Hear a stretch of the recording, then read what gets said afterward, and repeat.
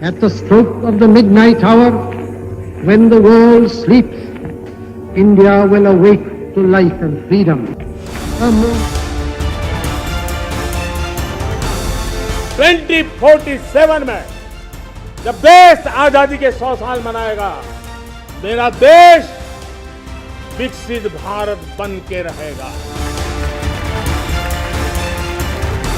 नमस्कार दोस्तों, अंग्रेजों ने भारत पर 200 वर्ष तक शासन किया।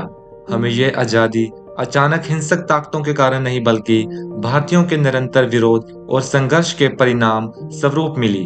भारत की आजादी में कई कारकों ने योगदान दिया, लेकिन एक घटना जिसने भारत में ब्रिटिश शासन के अंत की शुरुआत की वो थी जलियांवाला बाग हत्याकांड। आइए दोस्तों सुनते हैं 13 अप्रैल 1919 को वास्तव में क्या हुआ था। 13 अप्रैल 1919 को रविवार को शाम के 5:30 बजे थे। यह सिख धर्म के पवित्र मंदिर अमृतसर के गोल्डन टेम्पल से कुछ दूर एक बंद मैदान में था। कई हजार लोग बैसाखी का बसंत त्योहार मना रहे थे और ब्रिटिश के खिलाफ अहिंसक विरोध प्रदर्शन में भी इकट्ठा हुए थे। तब सैनिक पहुंचे और बिना किसी चेतावनी के अंधाधुंध फायरिंग शुरू कर दी।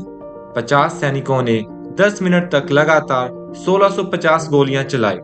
जलियांवाला बाग नामक उस हत्या क्षेत्र में अनुमानित 1500 लोग, पुरुष, महिलाएं और बच्चे मारे गए। मृतकों में कुछ शिशु भी शामिल थे।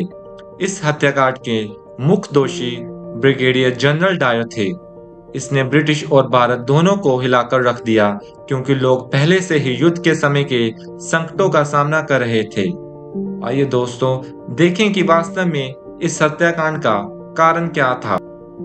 1910 के दशक में भारत क्रांति की भूमि और बढ़ रहा था। स्वदेशी और राष्ट्रवाद का विचार पूरे सब कॉन्टिनेंट में फैल गया था। पहले विश्व युद्ध में जर्मनी के अगुवाई वाली एक्सिस पावर से लड़ने के लिए भारतीय नेशनलिस्ट और ब्रिटिश के बीच भारतीय सरकार बनाने का एक वर्चुअल समझौता हुआ था, पर अंत में हमें क्या मिला? सिर्फ डिसअपॉइंटमेंट, धोखा और दर्द। ब्रिटिश ने इंडिपेंडेंस की किसी भी बात को खारिज कर दिया और कमजोर राजनीतिक सुधार की शुरुआत की। भारतीय सैनिकों की वापसी से रेस और कास्ट बेस्ड डिस्क्रिमिनेशन की कहानियां सामने आई। उसी साल स्पेनिश फ्लू भी आया और अंत भारत की 5% आबादी मारी गई। इसी बीच भारत और भारत के बाहर दोनों जगह क्रांतिकारियों ने अपनी क्रांति जारी रखी। युद्ध और क्रांतिकारी गतिविधियों को कंट्रोल करने की आवश्यकता ने सरकार को 1915 का डिफेंस ऑफ इंडिया एक्ट बनाने के लिए प्रेरित किया। इस एक्ट ने मुकदमे के बिना हिरासत यानी कि अरेस्ट विदाउट वारंट और ब्रिटेन की आलोचना करने वाले भाषण और मीडिया की स्वतंत्रता पर बड़े पैमाने पर अंकुश लगाया। सरकार ने देरी न करते हुए अनार्किकल एंड रेवोल्यूशनरी एक्ट पास किया, जो लोकप्रिय रूप से रोलेट एक्ट के नाम से जाना जाता है। विरोध प्रदर्शन शुरू हो गया। पंजाब में स्थिति पहले से ही बदतर थी, क्योंकि यहाँ के लोगों को क्रूर गवर्नर माइकल ऑडवायर से निपटना पड़ा, जिसने लोगों का जीवन नरक बना दिया था।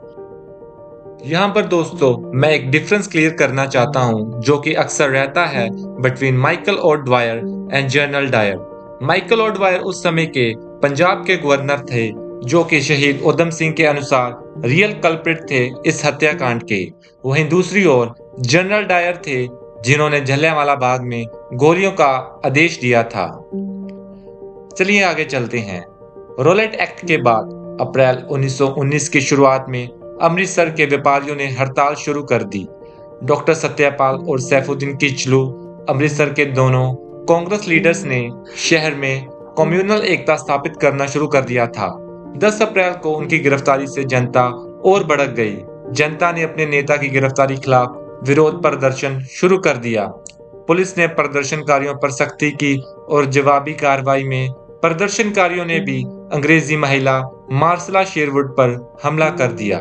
फिर भी इसके विरोध में 13 अप्रैल को जलियांवाला बाग में सार्वजनिक सभा पर प्रतिबंध अहिंसक था। जनरल डायर गोरखा, सिख और सिंध रेजिमेंट के अपने सैनिकों के साथ पहुंचा और हत्याकांड किया गया। पंजाब में मार्शल लॉ लागू होने के बाद बहुत रिप्रेशन और अत्याचार हुए। 1919-20 की डिसऑर्डर इंक्वायरी कमेटी, जिसे इसके हेड विलियम हंटर के नाम पर हंटर कमीशन के नाम से जाना गया, यह पूरे एम्पायर के लिए काफी हद तक एक धोखा थी। वास्तव में कमीशन के लिए जनरल डायर की गवाही विशेष रूप से चुकाने वाली थी। उन्होंने कहा, मैं इसे अपना कर्तव्य मानता हूं, उन पर गोली चलाना और अच्छी तरह से गोली चलाना। जब उनसे यह पूछा गया कि अगर जलियांवाला बाग में कारों को अंदर जाने के लिए रास्ता पर्याप्त होता तो क्या अपने मशीन गनों से गोलियां चलाते? डायर ने उत्तर दिया, मुझे लगता है कि शायद हाँ। जनरल डायर सजा से बच गया, लेकिन गवर्नर ओडवायर को खून की कीमत चुकानी पड़ी। 13 मार्च 1940 को शहीद उधम सिंह, एक क्रांतिकारी ने लंदन में ओडवायर की गोली मारकर हत्या कर दी। अपने मुकदमे में शहीद उधम सिंह ने ओडवायर को हत्याकांड का असली अपराधी बताया। उधम सिंह को 31 जुलाई को फांसी दे दी गई। भारत में उन्हें शहीद के रूप में याद किया जाता है, जो जलियांवाला बाग में शहीद हुए महिलाओं